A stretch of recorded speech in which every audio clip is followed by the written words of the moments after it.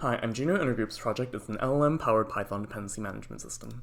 First things first, here's the problem we're trying to solve. How often have you tried to git clone a repo or run code a friend sent you, but oh no, there's no requirements.txt. Manually figuring out what conda and pip packages to install is a nightmare. We formally state the dependency resolution problem given a Python snippet, produce a Docker environment that can run the script. Pause the video and try this example yourself. Clearly, we need to install the two libraries we're importing. But wait, pip install sklearn will error. The library is actually called scikit-learn. Also, bravo if you caught this, we also need Python 2.7 because there's no parentheses around print. Our work is based off of the gistable gist dataset and the PLM paper. Here's the original approach. PLM is an LLM plus RAG system where an LLM reads a Python script and interacts with the RAG lookup table for library names. We then create a Docker environment, adapt based on error messages, and iteratively repeat until the script properly runs, or we run out of attempts. We tried improving performance in two ways. The first was updating the RAG database, adding up to 10 times as many links. The second was using different LLM models and benchmarking the success rate compute cost trade-off. Unfortunately, we found that the original RAG database outperforms both no RAG and also our larger RAG database. We also found Gemma 3's 4 billion parameter model had the best runtime to performance trade-off. Details for both graphs are in our paper. While Glacians showed mixed results, our end goal for performance and efficiency was turning PLLM's clunky proof of concept into an accessible tool that anyone could run.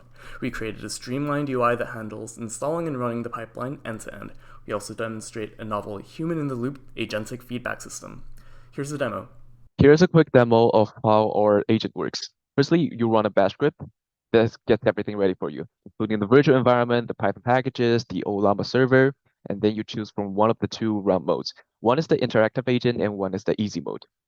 For the sake of time, we will only demonstrate the interactive agent one, and once we select that, it will redirect us to input the path of the Python script, pick the model, Python version range, maximum total attempts that you want the agent to try on, and then once you set that, everything starts working, and the agent tries to pip install these packages to resolve the dependency issues.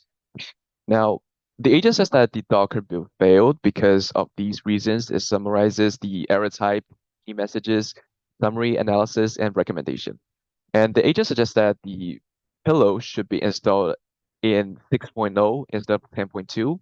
We would like to follow that recommendation because we think that makes sense.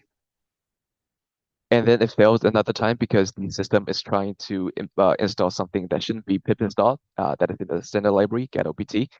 Therefore, we would not pip install that by inputting the del get-opt. And then the similar issue arises again because the system tries to install the sys, which is also not going to be pip installed. And once we have done all that, the dependency resolution has been finished.